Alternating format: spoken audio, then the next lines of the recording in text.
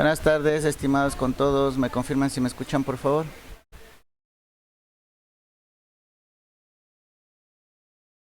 Muy amables, gracias. Listo, vamos a revisar el aula virtual.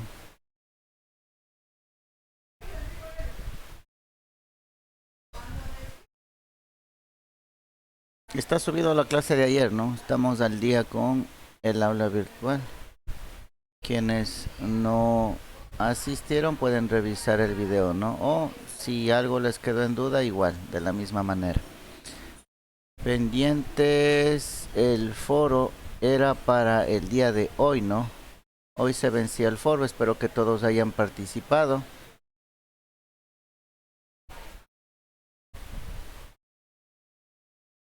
Ok, listo. El día de mañana, que tenemos una hora, podemos hacer la revisión, ¿no? Del foro para ver cómo están. Sí, de una vez la calificación. Voy a ver si ya tengo si ya genero el archivo de notas para irles colocando ya las notas que van obteniendo, ¿no? De sus actividades. Entonces el día de mañana me hacen acuerdo, ¿no? Para revisar el foro y que todos tengan conocimiento de una vez.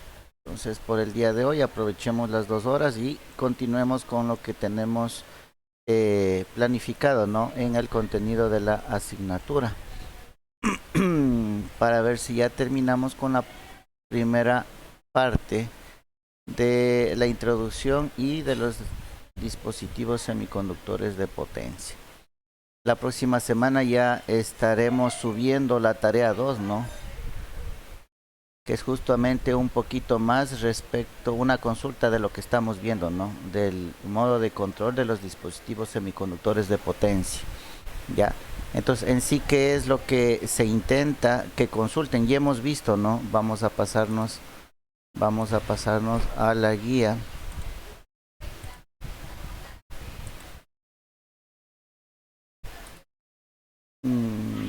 Aquí está. Listo. Y hemos hablado, ¿no? De que el diodo, por ejemplo, es un dispositivo semiconductor no controlado. Entonces, esa es la consulta, ¿no? De ir viendo el control de los dispositivos. Entonces, el diodo ya sabemos que es no controlado. El tiristor habíamos hablado que es semicontrolado, o sea, le podemos prender, pero no le podemos apagar. El triag, sí, tenemos también el control, no es semicontrolado también, porque son dos tiristores en antiparalelo, entonces también sería un sistema semicontrolado. Y hasta ahí estamos, ¿no es cierto? Entonces, esos tipos de control es lo que ustedes van a consultar ya por separado, solamente el control, ya no la historia del elemento, ya sabemos, ¿no? Ya sabemos lo que hace, ya sabemos cómo funciona. La consulta es clara y concisa respecto al control, cómo controlamos los dispositivos semiconductores de potencia, ¿ya? Entonces, continuemos. Otro elemento que nosotros tenemos acá es el GTO. Sí, si ustedes ven el símbolo ya nos está diciendo bastante, ¿no? Si vemos parte del símbolo del diodo, ¿qué significa eso?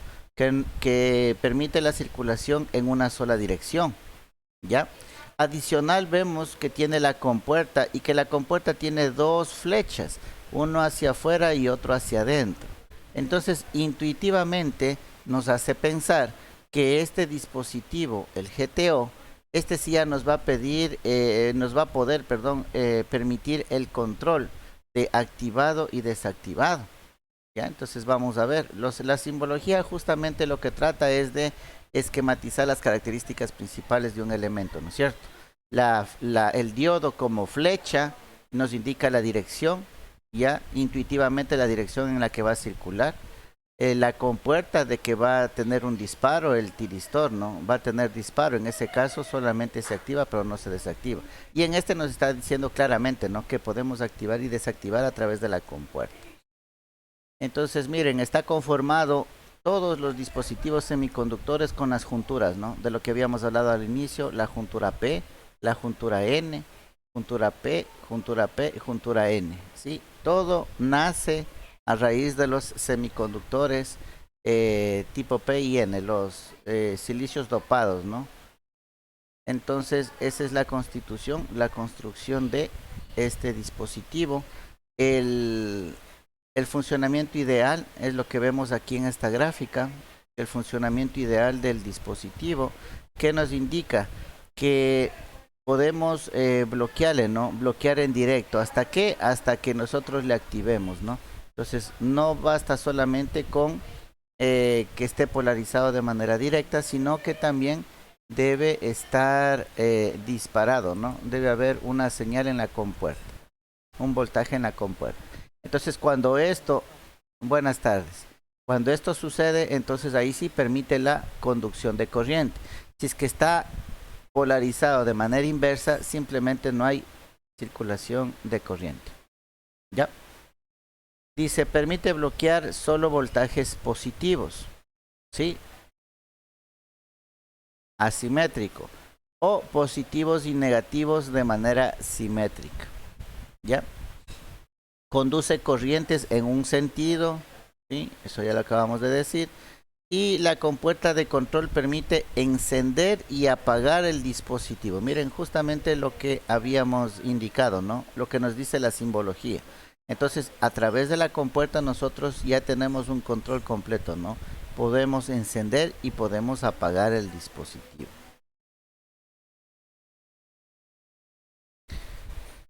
Ya el GTO, por las siglas en inglés, ¿no? Gate Turn Off Tiristor, es algo como tiristor, compuerta, a ver, tiristor de compuerta de apagado, algo así sería la traducción, ¿no? En español. Es un tiristor, pero que la compuerta ya nos permite el apagado del dispositivo.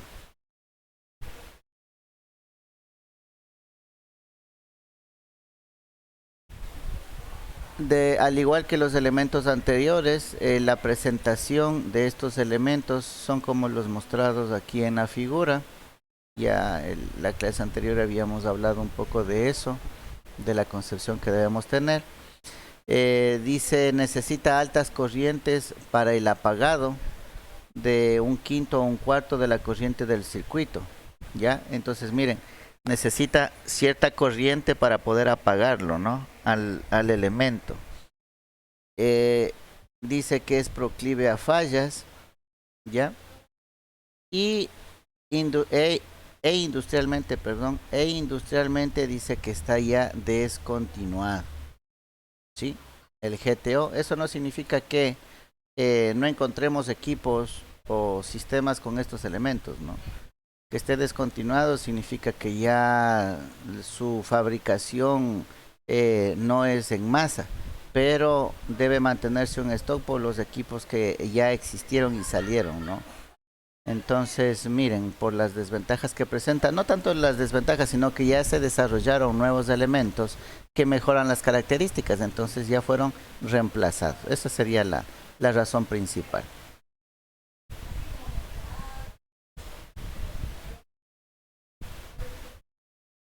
Acá tenemos el otro elemento, el IGCT. Este en cambio sería Insulated Gate Commutated Thyristor. Esto traduciéndole más o menos sería un tiristor de compuerta aislada, de compuerta conmutada aislada, ¿no? Tiristor de compuerta conmutada y aislada, algo por el estilo. Dice el GTO con el circuito de disparo integrado.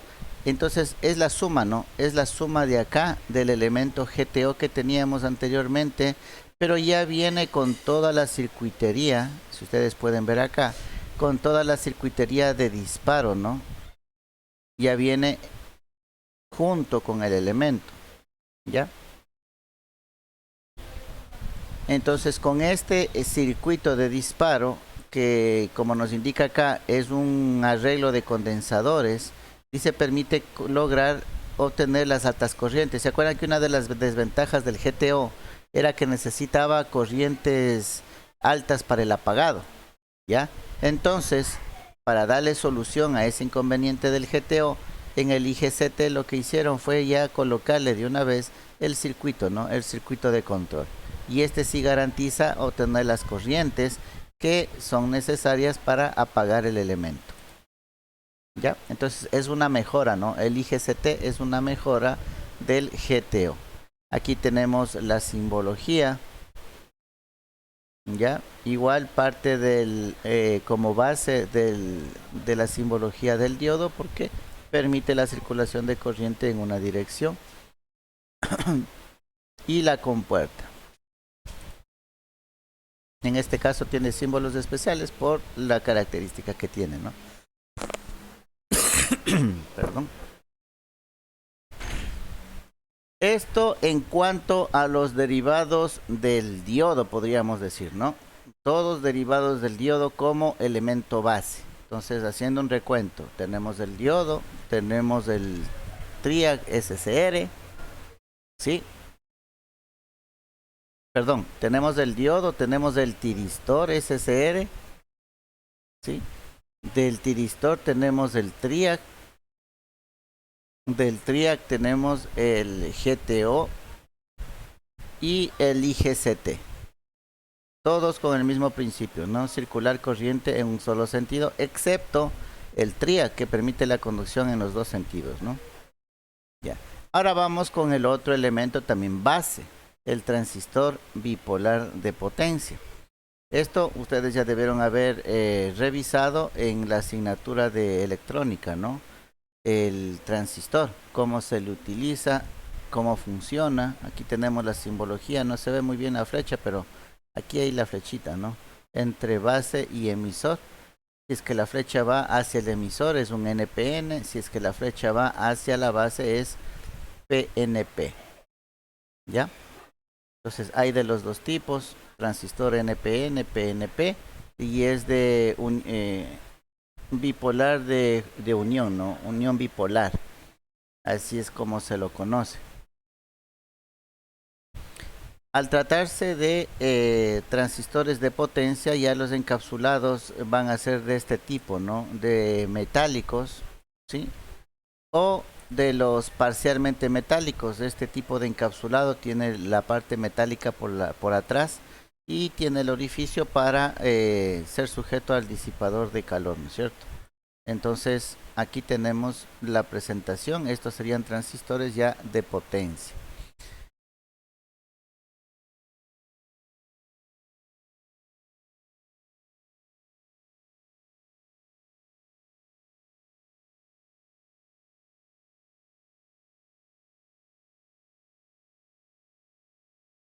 Sí, a ver, la parte metálica de acá atrás, sí, por lo general es también la pata o está unido a la pata del colector, ¿ya? Entonces, la placa metálica tiene que usted saber que es colector, dependiendo del circuito, ¿no? Si el disipador, sí, porque se ancla a partes de conducción, si el disipador está unido al circuito, ¿sí? Entonces no habría inconveniente, pero si el disipador está unido a carcasa o a otra parte de la tarjeta o del aparato, ahí sí, como dice el compañero, ¿no? Se coloca una placa, un aislante, ¿sí? Un aislante para que no haga conducción, pero si se le coloca la pasta, al igual como mencionamos ayer, ¿no? Pasta entre el elemento, el plástico y el disipador. Eso por efectos térmicos. Pero sí, es verdad lo que dice el compañero, en ciertos casos esto va aislado, ¿no? Hay que analizar bien el circuito y hay que tener en cuenta eso. Porque, vuelvo y repito, la placa de atrás es por lo general que corresponde al colector. Sí, es el punto de mayor circulación de corriente.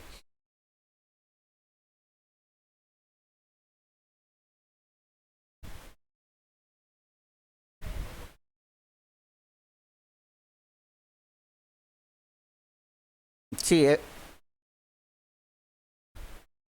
efectivamente. Miren los del costado de acá, ¿no? El lado izquierdo. Estos, por ejemplo, no tienen las tres patas, solamente tienen dos, que sería base emisor, y el colector es la estructura metálica. Entonces, estos de cajón no tienen ya las tres patas como en el encapsulado de la derecha, ¿no? Entonces aquí con mayor razón hay que ver. Si ustedes ven, las patas ahí alrededor donde nace están aislados, ¿no? Es una especie de cristal o cerámica que está ahí y lo aísla de la estructura metálica. Entonces, de la misma manera, aquí con mayor razón, la corriente va a circular por la carcasa metálica. La carcasa metálica es el colector y por ahí va a estar circulando la corriente del circuito de potencia. La base y el emisor estaría colocado con patas, ¿no? Entonces hay que tener la misma precaución, ¿no?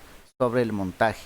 Ya debemos saber que la estructura es colector y hay que analizar el circuito para no tener los inconvenientes que bien lo menciona el compañero, ¿no?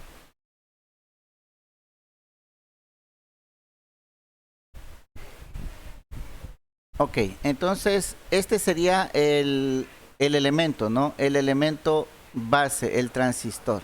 Otro elemento base que habíamos comentado al inicio son los famosos FET. Bueno, aquí ya nos pasamos al MOSFET, ya vamos a ver por qué es. El, el transistor FET, que por las siglas en inglés es File Effect Transistor, transistor de efecto de campo, ¿sí? Así es como se lo conoce. La diferencia de este transistor es que funciona con voltaje. Hay que colocarle voltaje en la compuerta para que amplifique o para que permita la conducción o no. En cambio, los transistores bipolares no funcionan con voltaje, funcionan con corriente, ¿sí? Hay que colocarle una resistencia en la base para que circule corriente por la base, ¿ya? Entonces, la diferencia, el BJT o el transistor bipolar funciona a través de corriente en la base y el FET, el transistor de efecto de campo, funciona con voltaje en la base, en la compuerta, ya no se llama base, no se llama compuerta. Estos tres elementos son los básicos de toda la electrónica: el diodo, el transistor bipolar de juntura y el transistor de efecto de campo. Con esos tres elementos salen todos los demás que existen en electrónica.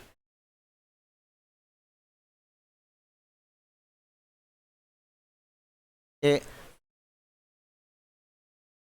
de acá.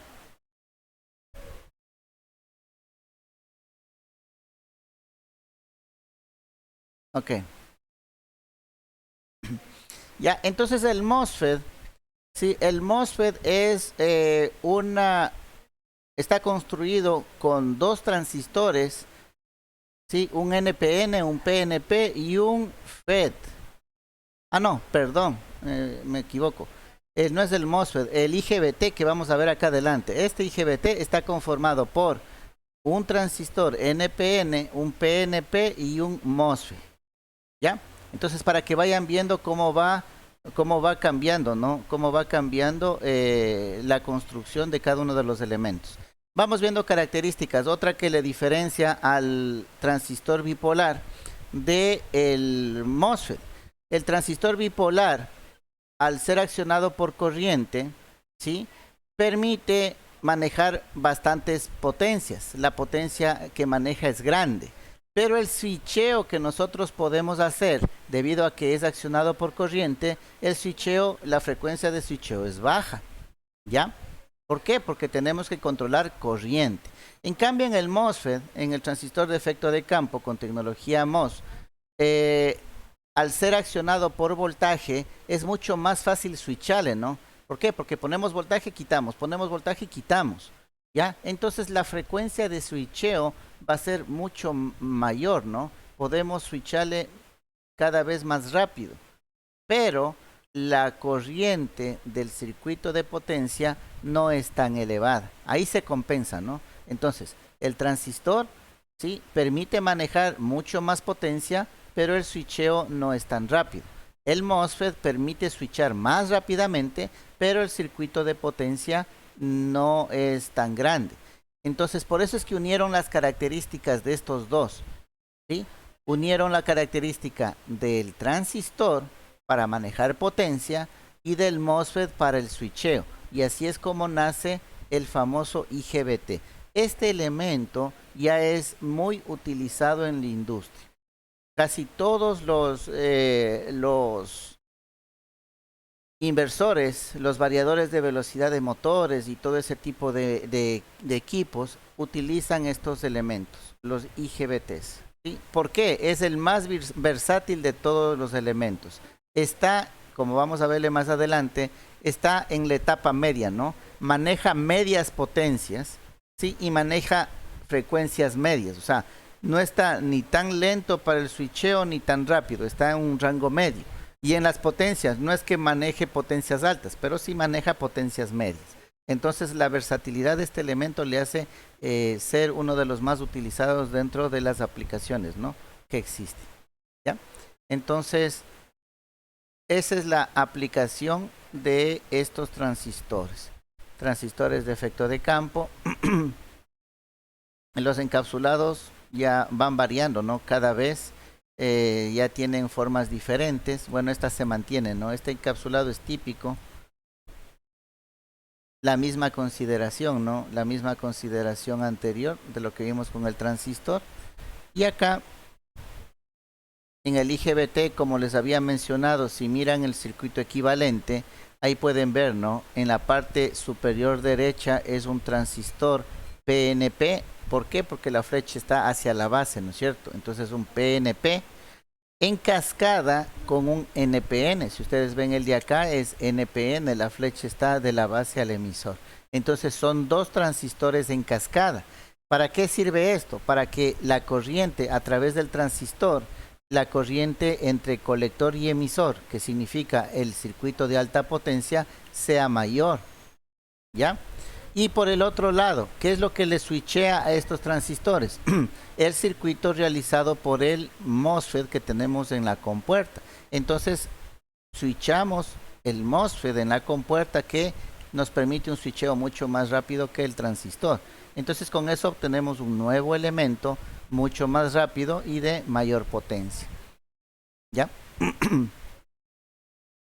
La simbología, no se olviden, ¿no? Es parecido al del transistor, pero viene una doble raya en la base, ¿no? Doble raya vertical. Acuérdense que en las pruebas o en los exámenes puede haber preguntas de estas, ¿no? Simbología de los elementos, circuito equivalente, ¿ya? Características. Si es controlado, no controlado, semicontrolado. Por ejemplo, en la consulta que ustedes tienen que hacer en la tarea 2, aquí hemos hablado, ¿no?, de que el transistor se acciona por corriente. Entonces, ¿cómo es el control? Acciono, coloco corriente y se activa, quito corriente y se desactiva. Así es, eso tiene que colocar en la tarea, ¿no? El MOSFET, de la misma manera. Hay voltaje, conduce, no hay voltaje, no conduce. ¿Sí? El IGBT, bueno, este sería el mismo comportamiento del MOSFET porque está en la compuerta. Ya, entonces el control, de eso trata la tarea 2, ¿no? Consultar sobre el control. Ya no volver a explicar qué es, para qué sirve y todo eso, solamente el control. Los encapsulados del IGBT, bueno, estos se mantienen, ¿no? El encapsulado típico y estos cuando ya se trata de mayor potencia. Estos son anclados ya con pernos, ¿no? Debido a la potencia que maneja. Aquí es donde podemos ver una característica, ¿no? En cuanto a la conmutación, ¿sí?, de estos tres semiconductores, el BJT, el transistor de juntura bipolar, el MOSFET, el transistor de efecto de campo, y el IGBT, que es la mezcla de estos. Podemos ver, ¿no? Esta de aquí es la señal de control. La señal de control está de un valor, pasa a otro y del otro baja nuevamente, ¿no? Prende y apaga, prende y apaga. Pero la respuesta del elemento no es tan instantánea como la del control. Eso ya habíamos hablado, ¿no es cierto? Entonces aquí tenemos, por ejemplo, para el activado tenemos un tiempo, ¿sí?, en que la corriente ahí se incrementa y deja pasar la corriente nominal. Y de la misma manera, cuando apaga, ¿sí? Hay un tiempo que todavía permanece y va descendiendo la corriente. Entonces, en la activación y desactivación de los elementos de potencia no es tan inmediato como la respuesta del control. La respuesta del control sí puede ser inmediato, ¿no? Pulsaciones, un oscilador de 0 a 5 voltios que esté 0,50505. Eso sí puede ser inmediato, pero la respuesta del elemento del dispositivo semiconductor de potencia no es tan inmediato, y eso hay que tener en cuenta, ¿no? Miren, aquí está indicando, ¿no? Aquí hay un tiempo que todavía permanece para el encendido y hay un tiempo que hay que considerar para el apagado. Ya, eso para los tres elementos que hemos visto, ¿no? Listo, estos de aquí son los elementos básicos, pero hay muchos más elementos, ¿no? Eso voy a ver en la consulta que ustedes van a hacer, de qué elementos nomás presentan. Los básicos serían los que hemos visto aquí en clase, pero ya les digo, hay otros elementos, ¿no? Hay muchos más dispositivos semiconductores. Ustedes consultan de más dispositivos sería mejor. Y el modo de control, ¿no? Que es la tarea en sí. Las aplicaciones, aquí decíamos, ¿no? Aquí podemos ver en esta gráfica, podemos ver acá en el eje de en el eje Y, podemos ver la capacidad, ¿no? La capacidad de los elementos en voltamperios, capacidad o potencia, ¿no? La potencia que manejan los elementos, las potencias que manejan los elementos. Y en el eje X, nosotros vemos la frecuencia de operación, la frecuencia en la cual nosotros le hacemos switchar a los elementos. Entonces, miren, como habíamos indicado, ¿no? El IGBT está acá. El IGBT está en una escala, a ver, pongámosle con color, mejor no se alcanza a ver. Aquí está el IGBT. Ah, tampoco se ve. Qué curioso. Ya, entonces dejémoslo ahí. Ya, aquí. A ver, vamos a colocarle aquí en la vertical. Aquí. Aquí está situado el IGBT. Entonces, como ustedes ven, la escala de switcheo de frecuencia está entre 10 hercios y 1 megahercio, que sería la máxima escala, ¿no? De 10 a 1 millón. Entonces, miren, aquí en frecuencia está en la escala media, ¿no? Está en el orden de 1K. De 1K a casi 10K. ¿Ya? De 1000 a 10.000 casi. La frecuencia de operación de ese dispositivo. Y en la parte de potencia, si nosotros le vemos, está de aquí para acá. A ver, estamos de aquí por acá. Okay. Ya. Estamos por aquí, ¿no? Con el IGBT. Entonces, miren, estamos manejando también potencias medias, ¿no? Entre los 100 voltamperios y los y el 1 megavoltamperio, ¿no? Los 100.000 sería, entre 100 y 100.000, ¿ya? Por eso les decía que el IGBT es uno de los elementos más utilizados por su manejo de frecuencia media, de frecuencia y potencias medias, ¿no? Ahora vamos a ver los extremos, los que manejan bastante potencia, pero se switchean de manera mucho más lenta. Y aquí miren, aquí estamos. Está el triag y está el tiristor. El triag y el tiristor pueden manejar potencias bien grandes, pero la frecuencia de operación, el switcheo que nosotros podemos hacer de esos elementos no es tan grande, ¿no? Está entre los 10 y los 100. Acuérdese que nosotros manejamos 60 hercios, ¿no? 60 hercios en la red de distribución. Entonces estaríamos en ese rango, ¿no? En los 60 hercios. O sea, estos elementos funcionarían muy bien directamente conectados a la red de distribución eléctrica, ¿ya? Y manejarían potencias grandes. Vamos al otro extremo. Sería la parte de el MOSFET.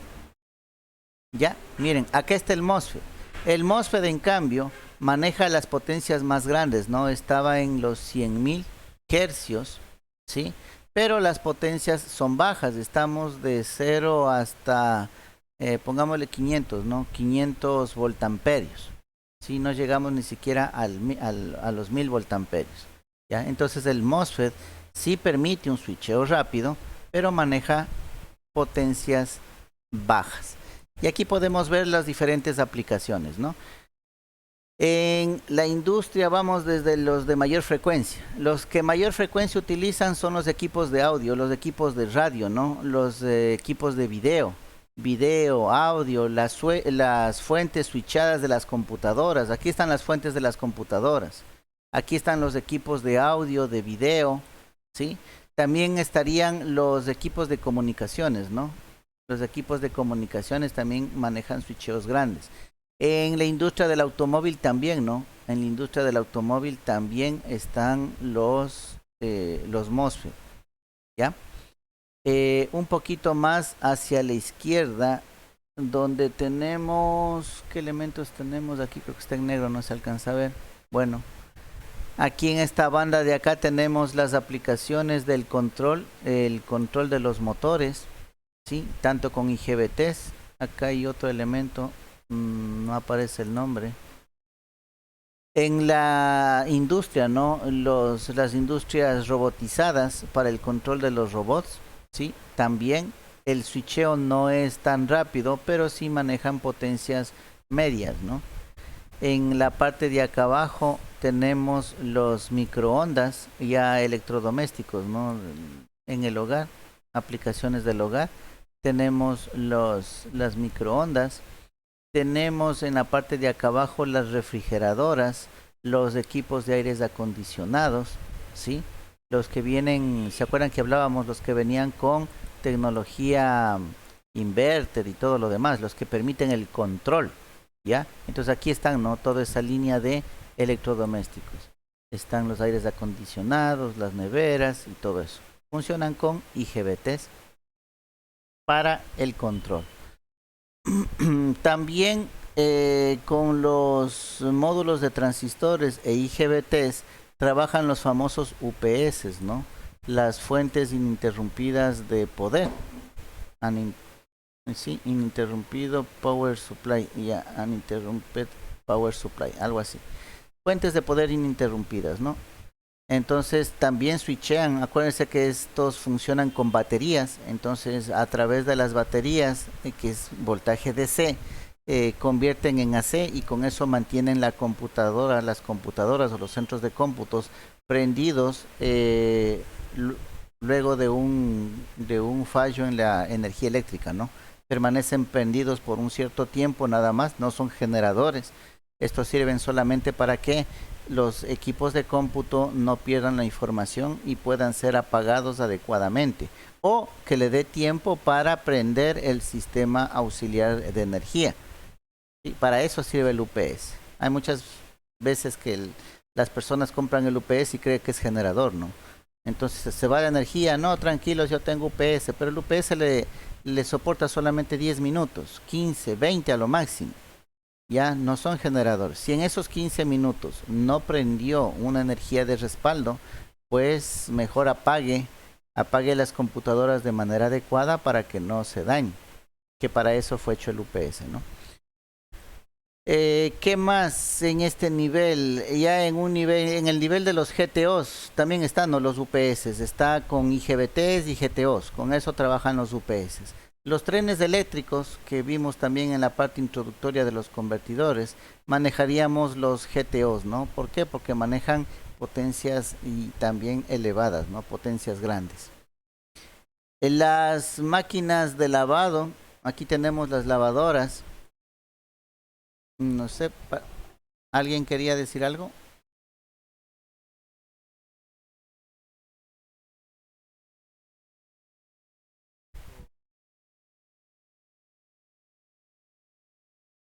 Sí, de hecho aquí estos electrodomésticos son del hogar, ¿no? Un microondas, una nevera, un aire acondicionado, una lavadora, siempre y cuando tengan control, ¿no? No las típicas lavadoras antiguas, las mecánicas, no, esas no tienen control.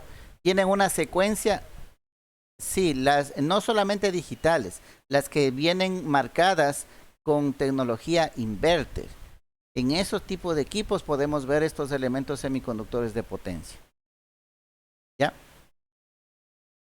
Podemos tener los equipos digitales, como dice el compañero, pero el proceso sigue siendo solamente secuencial, ¿no? O sea, cambiamos las perillas mecánicas por algo digital. Acuérdense cómo eran, vamos a las lavadoras nomás, ¿no? ¿Cómo eran las lavadoras antes? Usted giraba y era un mecanismo como el reloj que empezaba a regresarse. Y mecánicamente, cuando cumplía cierto tiempo, iba conmutando, iba aprendiendo, apagando y haciendo todo el proceso, ¿no? Entonces, al hacerle digital, como dice el compañero, quitaron ese mecanismo mecánico y lo convirtieron en algo digital, pero el proceso seguía siendo el mismo, ¿sí? Que era un contador de tiempo y en función del tiempo había una secuencia que iba conmutando, iba aprendiendo, iba apagando. Pero la nueva tecnología no es solamente que sea digital, sino que existe un control sobre los elementos de potencia en estos aparatos. Específicamente en la máquina de lavado, el equipo de mayor potencia es el motor. Entonces, cuando utilizan la tecnología inverter, lo que hacen es controlar la velocidad del motor. O sea, ya el motor no va a arrancar directamente, sino que va a haber un control sobre la velocidad del motor. De la misma manera del aire acondicionado, ¿no? El aire acondicionado sensaba la temperatura, veía las presiones, alta, baja, y cuando ya llegaba el ciclo, prendía el compresor. El compresor funciona con un motor eléctrico. ¿Y qué hacían los tradicionales? Mandaba y arrancaba el motor. Y ahí se sentía el forcejeo, ¿no? El desgaste del motor, la ineficiencia del proceso. Entonces, ahora, ¿qué es lo que se hace? Con la tecnología inverter se controla la velocidad del motor de tal manera que no hayan esos cambios bruscos, ¿no? Sino que el motor empiece a funcionar de manera controlada. Entonces, lo podemos ver en el hogar, claro, pero en estos equipos que dicen tecnología inverter, en los otros digitales no. Solamente, bueno, de pronto encontremos transistores y todo lo demás, porque ya pasamos de mecánico a eléctrico, pero dispositivos de potencia como tal en los que dicen tecnología inverter. Y de ahí en la industria sí, ¿no? En la industria en todo tipo, como vemos en la parte superior es la aplicaciones industriales, la parte inferior serían aplicaciones un poco más domésticas, ¿no? Más caseras. Finalmente tenemos en las aplicaciones de la transmisión, miren aquí alto voltaje de DC, la transmisión del alto voltaje, ¿sí? Utilizan bastante lo que son los tiristores, ¿no? Aquí, por ejemplo, ¿qué tenemos de alto voltaje en DC? Por ejemplo, las líneas, ¿no? Las líneas que hace funcionar al trole en la ciudad de Quito. Habíamos hablado, ¿no? Esos funcionan con DC. Entonces ahí para mantener, ¿no? Para la distribución de las líneas donde se conecta el trolebús, ahí utilizarían estos elementos, ¿no? Si tuviéramos acceso a los equipos en la parte de transmisión del voltaje, vamos a ver que van a aparecer estos tiristores. ¿Ya? Entonces, esto sería un poco las aplicaciones de los dispositivos semiconductores de potencia en función de sus características. ¿Cuáles? Potencia y frecuencia de switcheo. Acuérdense que esas dos cosas se manejan, ¿no? Potencia y frecuencia de switcheo. Ese es el alma del funcionamiento de los convertidores. No sé si tienen preguntas, inquietudes hasta ahí.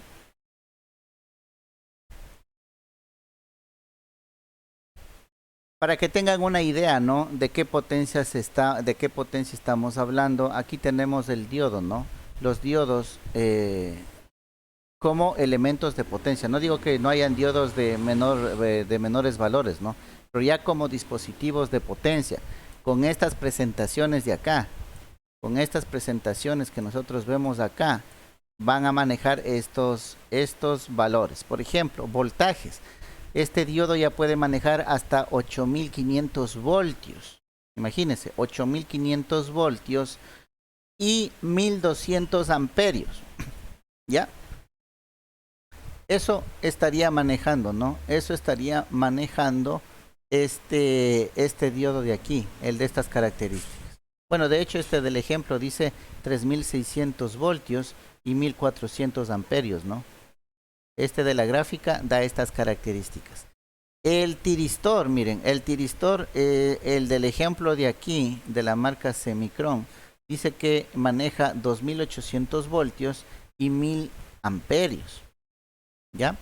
El GTO dice que maneja 4500 voltios y 4000 amperios, ¿no?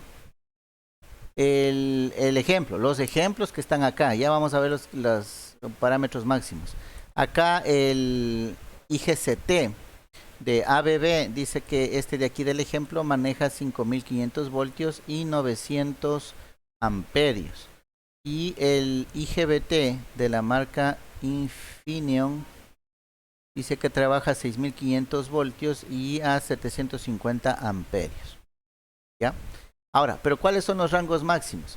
En diodos, miren, en diodos los rangos máximos, tanto en voltaje como en corriente, son 8500 voltios como máximo y 9600 amperios.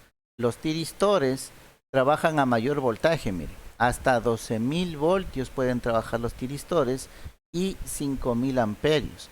Los GTOs trabajan hasta 6000 voltios y 6000 amperios. ¿Sí? Y los IGCTs trabajan hasta 10.000 voltios, 5.000 amperios, y el IGBT 6.500 voltios, 2.400 amperios. ¿Ya? Para que tengan una idea de los valores, de los parámetros eléctricos que estamos manejando, ¿no? Ya no son circuitos pequeñitos, ya estamos hablando de aplicaciones de gran potencia.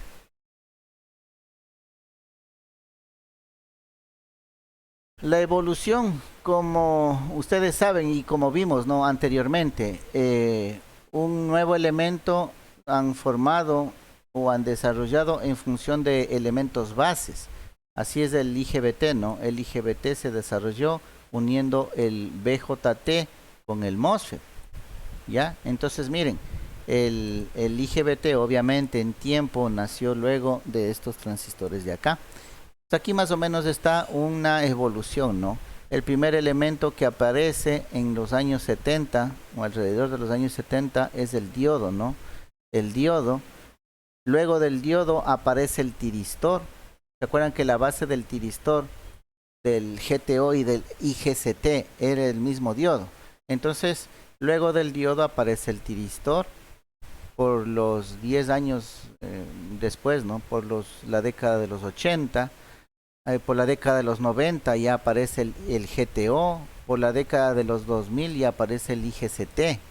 ¿Sí? Esto en la rama directa de lo que es el diodo, y seguirán desarrollándose, no sé qué elementos se desarrollarían hasta ahora. En la parte de lo que es el transistor de potencia, el BJT y el MOSFET, estamos hablando alrededor de los años 80, ¿sí? Y una vez aplicados esos, el IGBT obviamente nace luego de esa época, estamos hablando de la década de los 90, por ahí tenemos el IGBT y el auge de todo lo que es el control de los motores, ¿no? Control de los motores eléctricos, ¿ya? Y los diferentes desarrollos que se han ido haciendo de este elemento, ¿no? Ahora, esta evolución también se ha dado debido a la generación de nuevos materiales, ¿no? De nuevos materiales, y ya no solamente basados en lo que es silicio, sino también en otro tipo de elementos. Entonces han ido desarrollando, ustedes saben, en el campo industrial se requiere manejar bastantes potencias y en el ámbito tecnológico se requiere menos espacio, ¿sí? Son las dos partes con lo que se ha venido trabajando en el ámbito tecnológico, ¿no? Las empresas necesitan manejar más potencia, necesitan elementos que manejen más potencia. Y por otro lado, en la tecnología, nuestros celulares, ¿no? Los celulares, las computadoras, las laptops, lo que necesitan son elementos cada vez mucho más pequeños, ¿no?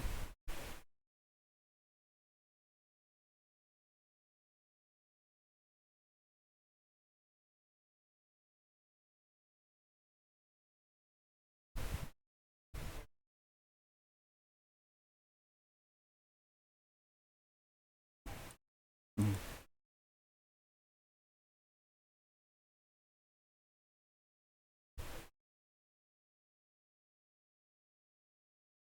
No, no, los tamaños ya son grandes, ¿no? Imagínese este círculo de acá, eso les hacía referencia, ¿no? Imagínese que sería el tamaño más grande que una moneda de 50 centavos, ¿no? Estos tamaños de aquí, el tamaño de estos elementos. En realidad vendría a ser de unos 5 centímetros de diámetro, ¿sí? Hasta 5 centímetros de diámetro. Entonces, usted tenga una referencia, ¿no? Entre una moneda de 50 centavos, no sé cuál será el diámetro de esa moneda, y un diámetro de 5 centímetros, ¿no? Ya, pero ¿cuál era la concepción que le decía?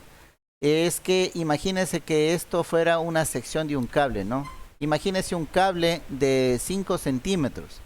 ¿Cuánta corriente maneja, no? Y es que en realidad la corriente circula de la cara del elemento, de la una cara hacia la otra. Por ahí circula la corriente. Entonces, toda esa sección transversal que usted está viendo, ¿sí? Es por donde va a fluir la corriente. Toda esta cara circular que usted ve aquí, esta superficie circular, por toda esa superficie en este sentido vertical va a circular la corriente. Entonces, para que tenga una idea, ¿no? Estos en realidad son así, son pedazos como monedas, ¿no? Como monedas en el circuito, en los tableros, ¿cómo se unen? Estos ya no se unen con suelda, ¿no? Con soldadura, con cautín ni cables. Va anclado con herrajes metálicos. O sea, hay un perno metálico con un fierro, con una barra que está cogido acá, porque no habría cable que pueda soportar tanta corriente, ¿no? Ya está cogido directamente a barras, ¿sí? A barras de cobre, a eso está cogido. Y está anclado con pernos. Entonces el montaje es más mecánico que eléctrico. A estos elementos usted no les empata con cables por ningún lado, por si acaso, ¿no?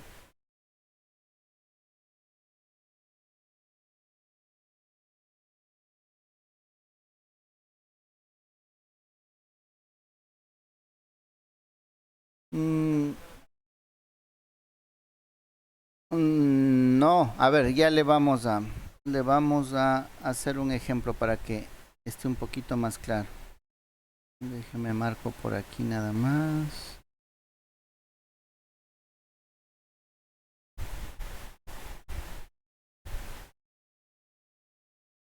Ya, a ver.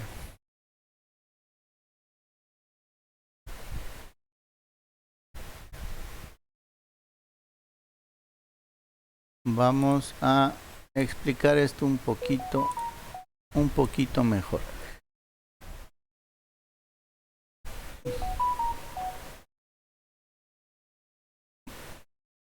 Ya, nosotros tenemos un cable, ¿no? Un cable conductor.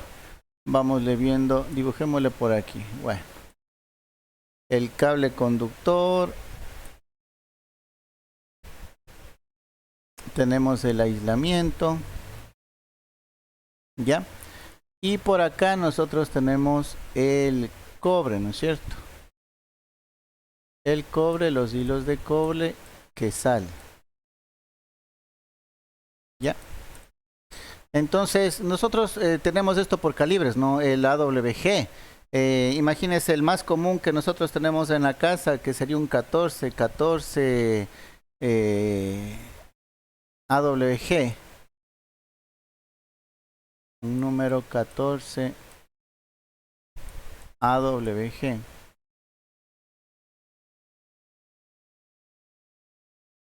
¿Ya?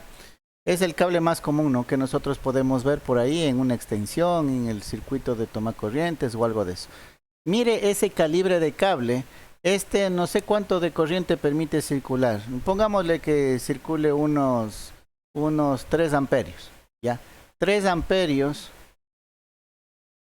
va a poder circular a través de este cobre. Si hago circular más corriente, simplemente el cable no soporta, ¿no? El cable se va a recalentar y se me va a fundir. No soporta para mayores corrientes. Si yo quiero hacer circular más corriente, necesito ponerle un cable mucho mayor, ¿no? Ya podría ser un cable más grueso. ¿Sí? Aquí pongámosle un cable número 10, un número 10 AWG. Ya, ahí ya puedo hacer circular mucho más corriente. Ya, acá igual vamos a dibujar el, el aislamiento, ¿no? Tiene el aislamiento también, también es circular y todo lo demás. ¿Ya? Pero por aquí ya circula mucho más corriente, ¿no? Entonces, usted se da cuenta, ¿no? Mientras más sección transversal tiene un conductor, puede circular mucho más corriente. Digamos que aquí, yo qué sé, 10 amperios. No sé cuánto en realidad soporta uno de esos, pero para ejemplos de la explicación, ¿no? Entonces, mientras más sección, ¿sí? Más sección transversal tiene un conductor, me permite circular más corriente. Ahora, imagínese una sección de 5 centímetros de diámetro. Si esto fuera, vamos a ponerle así, el diámetro de aquí, 5 centímetros,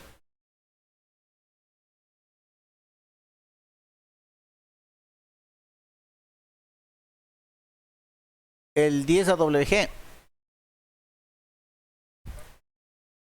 Ah, ya, entonces pongámosle aquí 30 amperios. Ya, entonces miren. Y la sección transversal, de pronto usted tiene a la mano el dato, la sección transversal de del 10 AWG, 6 milímetros, ¿no? 6 milímetros cuadrados, imagínense, 6 milímetros cuadrados. Aquí en la gráfica que nosotros vimos, vemos esos diodos del tamaño y un poco más grande que una moneda de 50 centavos. Imagínese por esa sección, ¿sí? Si por esta de 6 milímetros pasa 30 amperios, por la sección de esa moneda o de 5 centímetros, ¿cuánto pasará, no? Entonces, así tiene que usted verle esa moneda, esa forma de encapsulado del dispositivo de potencia es como si fuera una partecita de un cable, como que usted le cortara una sección del cable y por ahí atraviesa toda la corriente. Entonces la corriente va a circular de la una cara a la otra, ¿no? La corriente va a circular en este sentido. En este sentido va a circular la corriente, ¿ya? Por eso es el tamaño. Entonces, mientras más tamaño tiene, más circulación de corriente, en diámetro, ¿no? Y como les decía, ahora estos elementos que son de potencia, que son más o menos así, ya ahora van anclados directamente a barras, ¿no? Entonces aquí podemos ver una barra metálica de cobre, ¿sí? Acá en el otro lado la otra barra de cobre, ¿ya? Y esto presionado con pernos, ¿no? Esto de aquí, acá y acá, hecho una buena presión con pernos, porque tiene que mantenerse unido la barra en los laterales, la barra con el dispositivo semiconductor. Entonces estos anclajes ya son mecánicos, ¿no? Esto ya tiene que ir con llaves, tiene que ir con copas, con rachas, con palancas de presión, con eso tiene que ir, ¿no? Para ver los elementos. Ya no es como en las tarjetas, ¿no? Va con el cautín de lápiz a tratar de sacar el elemento, no. Ya en este tipo de aplicaciones, que son unos armarios completamente grandes, usted ya tiene que ir con herramientas mecánicas, ¿sí? Y tiene que ver que esto de aquí esté bien sujeto, esté bien apretado para que no haya fuga de corriente. Imagínese una fuga de corriente a esos niveles, ¿no? De miles de amperios. Que esté mal apretado, esos elementos se le dañan enseguida, ¿no? Entonces, eso más o menos la consideración en cuanto a la presentación que tenemos de estos elementos. No sé si ya quedó de pronto un poquito más claro el asunto de los encapsulados de estos elementos de potencia. ¿Sí?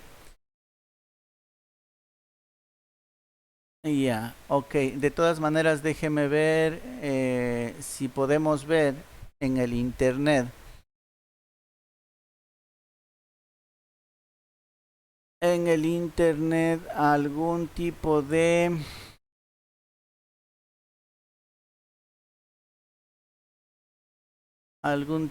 aplicación, ¿no? De diodos de potencia, IGBTs de potencia.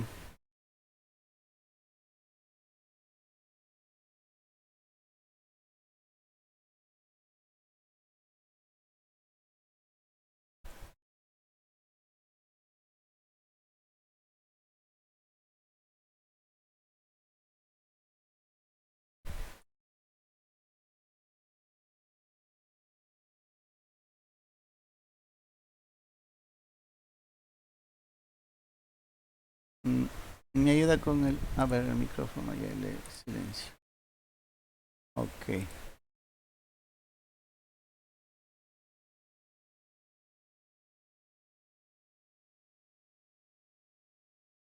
A ver...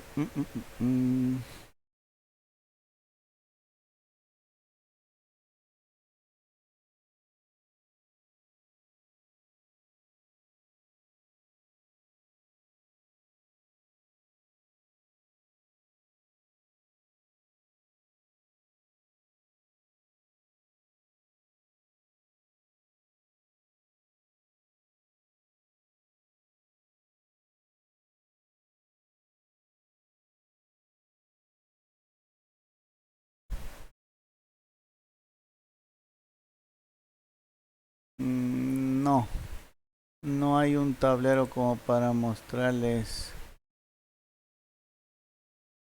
A ver, pongamos BFD 1000 HPs.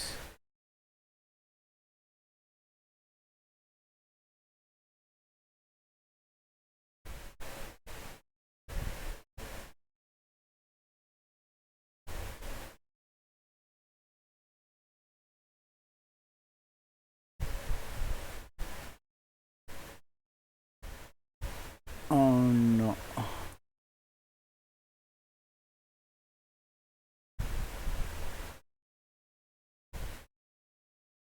No. Bueno, yo les busco y les subo imágenes, ¿no? Para que vean cómo están anclados estos elementos dentro de un tablero, ¿no? No le encuentro a la mano algo que nos sirva para explicarles, pero bueno, una idea general les he dado. Ya voy a ver imágenes de pronto reales de tableros donde esté anclado esto, ¿no?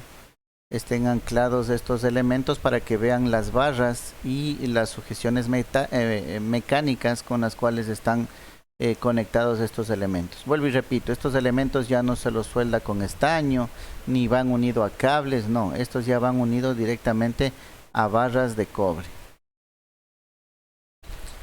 A ver, ¿qué otras características? Nuevos materiales, dice aquí, nuevos materiales semiconductores. Entonces van en busca de nuevos materiales. Aquí tenemos el carbide, dice, de silicio, el nitrato de galio, algo así, sería la traducción. Sí, que van viendo las características, ¿no? Van viendo las características de conductividad térmica. Miren, aquí está conductividad térmica, la saturación, la velocidad, ¿no? La velocidad, acuérdense que ese es otro factor, ¿no? Al hablar de elementos de potencia, la velocidad es también algo crítico, porque ya vimos que no se comporta conforme a la señal de control. La señal de control le manda a prender, pero hay un tiempo pequeño en la que responde el elemento. Y asimismo usted le manda a apagar, pero luego de un tiempo le responde completamente. Entonces la velocidad es otro parámetro que tratan de ver en los nuevos materiales. ¿Sí? El, ¿Qué más? El campo eléctrico de ruptura, ¿sí? ¿Cuánto soporta? Los voltajes máximos que soportan en operación. Todas esas características van viendo, ¿no? En los nuevos materiales. Y aquí, como pueden ver, ¿no? Estamos hablando eh, de valores en voltaje ya por sobre los 1000 voltios, ¿no? 1000 voltios, 1250 por acá, y las frecuencias. Siempre se van a manejar con esos, ¿no? Voltajes y frecuencias, o potencia y frecuencia. Potencia entendiéndose como voltaje y corriente, ¿no? Ok, eso sería entonces, eso sería la revisión de los dispositivos semiconductores de potencia, ¿no? Esto queda complementado con la tarea número 2 que ustedes tienen que realizar. Ya pueden ir haciéndole. La próxima semana les voy a subir al aula virtual el cómo tienen que presentarlo, ¿no? Pero la tarea en sí, eso ya saben cuál es, ¿no? Y ya podemos irle haciendo también. No es más que consultar ¿Dónde está? Déjenme ver. No, esta no es. Por acá.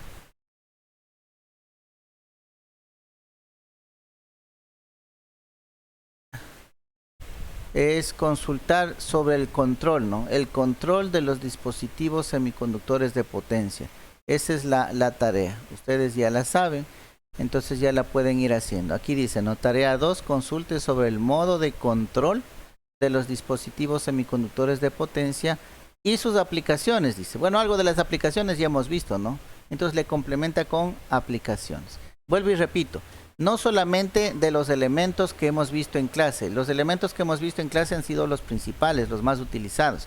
Pero ustedes cuando hagan la consulta van a ver que hay muchos más dispositivos semiconductores. Entonces háganle de los que encuentren, ¿no? Como base lo que hemos visto. Y sobre ellos, sobre esos elementos, los que ustedes encuentren. ¿Ya? Aquí dice, consulte sobre el modo de control de los dispositivos semiconductores de potencia y sus aplicaciones. Esto está aquí en el aula virtual, ¿no? Lo que estamos viendo. Eso ya se indicó en la primera clase, es más. Sí, entonces ya pueden ir trabajando en eso, ¿no? Vuelvo y repito, la próxima semana es de donde se harán los lineamientos y los tiempos oficiales, pero ya pueden ir trabajando sobre eso. Ya.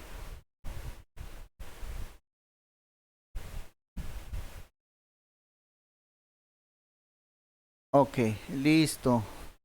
Vamos viendo entonces qué parte aquí nos quedó un poquito. Ah, hay un video, ¿no? Un video que yo le subí y que haría un resumen de todo esto de las aplicaciones y de los dispositivos y el control. Entonces vamos con eso a culminar esta parte, ¿no? De las aplicaciones, ¿sí? Y de los dispositivos semiconductores de potencia. Vamos a revisar este video y con eso estaría completada toda esta primera unidad, ¿no? A ver, déjenme ver para que salga con audio.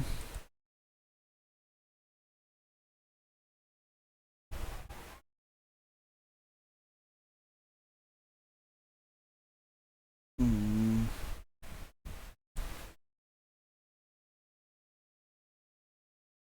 mm,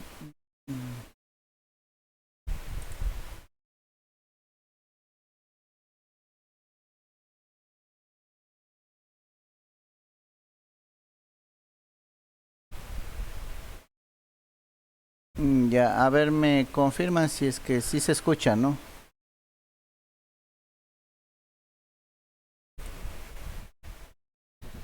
¿Sí se escucha? Ok.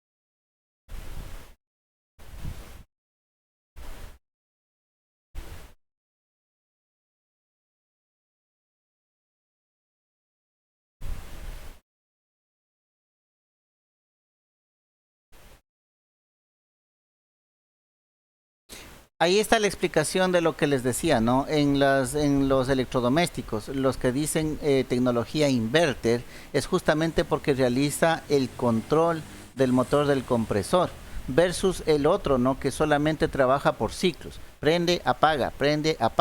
En cambio, este se ajusta de mejor manera porque tiene un control completo sobre el motor, ¿no? Ese era lo que les indicaba anteriormente. Y aquí está un poco más gráfico para entender.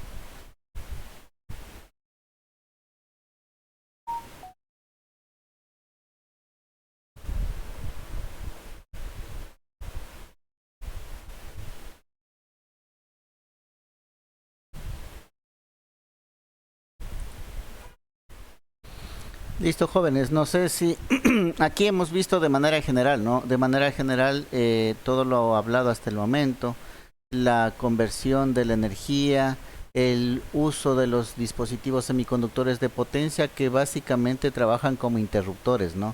Y sobre todo esta última parte de acá que hablaba del control de modulación. En realidad, este cuadrado, estas señales que vemos como fase uno, fase 2 y fase 3 son las señales de control. Estas señales son las que van a switchar a estos pares, ¿no? Pares de semiconductores, ¿ya? Y acá lo que vemos en el osciloscopio de la derecha es la señal AC que vamos a estar generando, ¿ya? Entonces miren, esta modulación por ancho de pulso es la señal de control de los dispositivos semiconductores de potencia. Si no lo hiciéramos de esta manera sería como lo mostrado acá, ¿no? Sería estas señales. Y si ustedes ven en el osciloscopio de la derecha, es como si fueran ondas cuadradas, ¿no? Cuadrado baja, baja y sube en valores fijos, ¿ya? Entonces podemos pasar de esta señal a la otra. Ahora, el pasar de esta señal cuadrada, bueno, formada por tramos rectangulares sería, ¿no? A la otra señal significa incorporar más tecnología, más control y los sistemas van a ser mucho más costosos, ¿ya? Aquí como ven, aquí está switchando, ¿no? Switchando por parejas. Switchea y corta, switchea y corta, switchea y corta. Aquí la frecuencia va a ser menor que la frecuencia utilizada con el modulador. Con el de acá, donde estaba, con este de acá, ¿ya? Entonces, ¿se acuerdan que en algún momento decíamos, estos elementos se calientan por una parte por la corriente que manejan, pero por otra por la frecuencia de switcheo?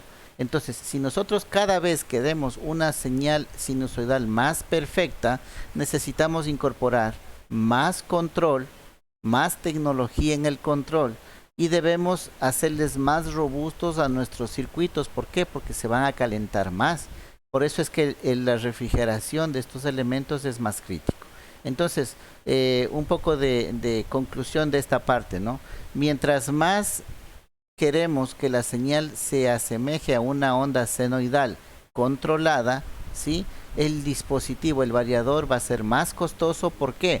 Porque va a involucrar mayor tecnología de control y mayor tecnología para la protección de los elementos, ¿ya? Entonces aquí podemos ver resumido todo lo que hemos estado hablando, ¿no?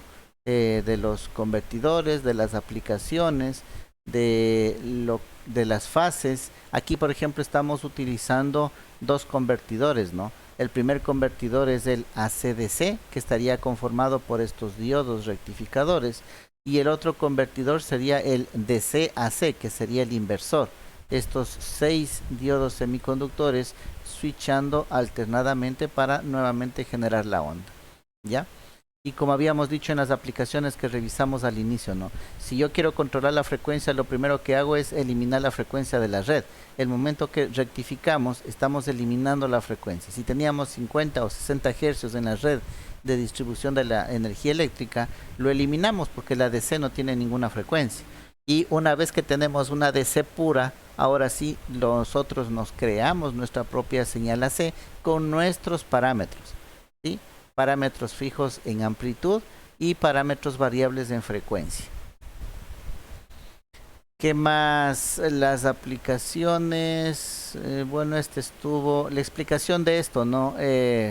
Aquí yo les tengo una explicación más sencilla, ¿no? Va a conmutar. ¿Qué diodos conmutan aquí en un sistema trifásico?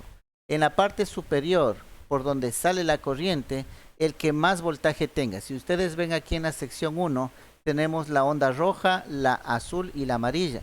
¿Cuál es el que más voltaje tiene? La roja, ¿no es cierto? Fase 1. Entonces por ahí va a salir la corriente. ¿Y por cuál va a regresar? Por la que tiene menos voltaje. En este caso es la amarilla, ¿no es cierto? Entonces regresa por la fase 2. Si vamos aumentando al siguiente, vamos viendo acá al siguiente paso, ¿Cuál es la señal más alta? La roja, ¿no es cierto? Entonces la corriente va a salir por la parte roja y va a regresar por la más baja, en este caso sería la de color azul, que sería la fase 3. Entonces, la circulación de corriente en este puente rectificador trifásico va a salir por la que presenta mayor voltaje y va a regresar por la que presenta menor voltaje. Ya, entendiéndolo de esa manera, queda mucho más fácil, ¿no? ¿Qué otra cosa más? Bueno, esto ya hablamos, ¿no? De aquí se está utilizando dos convertidores y aquí como vimos, ¿no? El más versátil de los elementos de los semiconductores de potencia es el IGBT. El IGBT, los transistores, los tiristores van a ser los elementos más utilizados en este tipo de aplicaciones.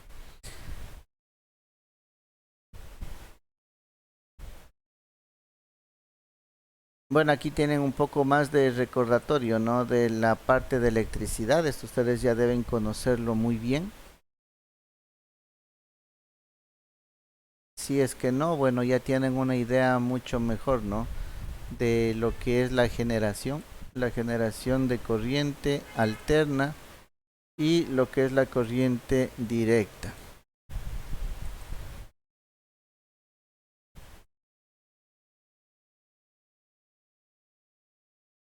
Ok, creo que nada más. Con este video entonces estaría complementado un poco más lo que hemos visto hasta el momento, ¿no? No sé si tienen alguna pregunta o inquietud.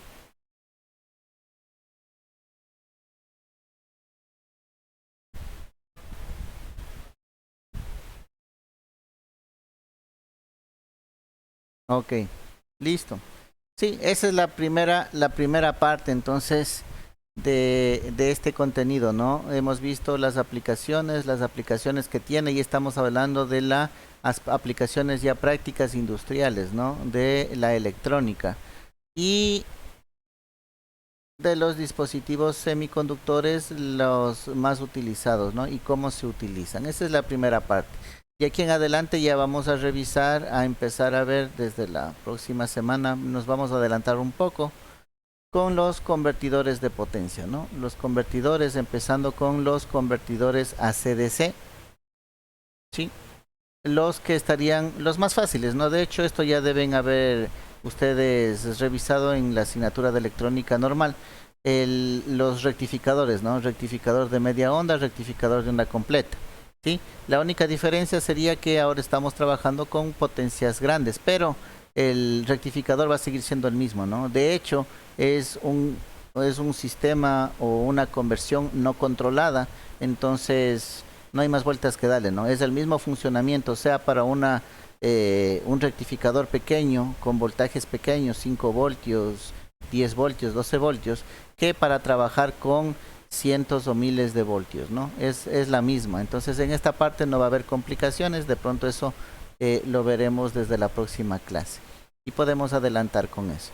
Y nos detendríamos un poco más en entender lo que sería la conversión entre DC-DC y el DC-AC, ¿ya?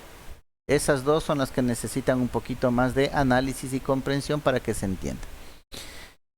Listo, jóvenes, entonces si no hay más preguntas, inquietudes, eso sería todo por hoy. El día de mañana revisamos la participación del foro y de una vez para que ya vayan teniendo conocimiento de las notas, ¿no?, que van obteniendo. Listo, si no hay más preguntas, inquietudes, entonces nos veríamos el día de mañana. Dígame.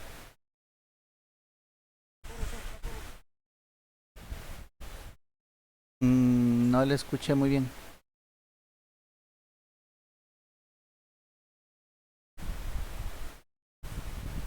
Ok, bueno, si no hay preguntas, entonces jóvenes, que tengan una buena tarde, ¿no? Nos vemos el día de mañana.